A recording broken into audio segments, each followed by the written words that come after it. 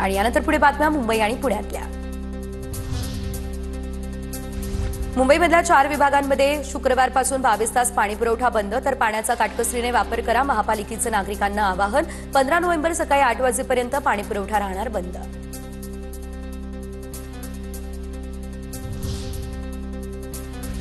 शुक्रवार आणि शनिवारी घाटकोपर, कुर्ला, चेंबूर आणि माटुंगामध्ये पाणीपुरवठा बंद राहणार। जुन्या जलवाहिन्या बदलण्याच्या कामामुळे पाणी बंद असेल। नागरिकांना पाणी जपून वापरण्याचं केलं जातंय आवाहन।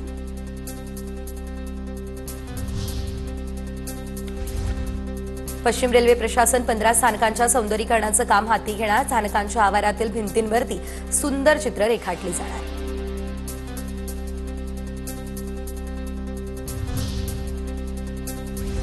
सरकारी कार्यालयांनी तब्बल 1800 कोटी 33 लाख रुपयांचा मालमत्ता कर थकवला। अनेक सरकारी संस्थांकडून कर भरण्यास टाळाटाळ।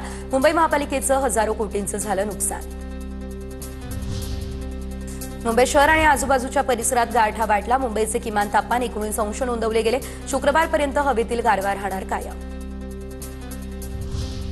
पुणे शहरामध्ये थंडी आणखी वाढणार। 2 दिवस तापमानात होणार घट। काल शहरामध्ये 13.5 अंश सेल्सिअस इतक्या तापमानाची झाली नोंद।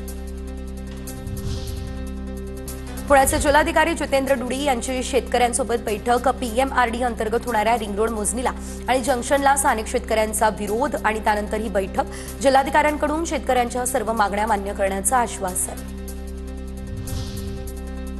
आता महापालिका रुग्णालयाच्या दरातच खासगी रुग्णालय विविध वैद्यकीय चाचण्या घेणार, तर केईएम रुग्णालयात एमआरआय मशीनसाठी 7 दिवसांमध्ये निविदा मागवणार। यासाठी डिजिटल पद्धतीने रुग्ण नोंदणी केली जाणार।